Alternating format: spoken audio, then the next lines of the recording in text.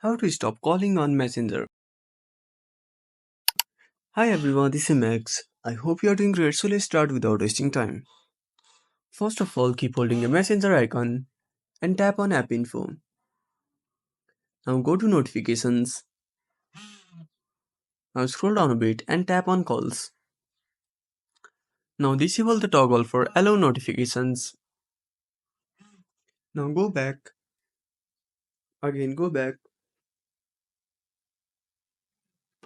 Now tap on Display Our Other Apps and disable the toggle. Now go to Permissions. Select Microphone and select Don't Allow.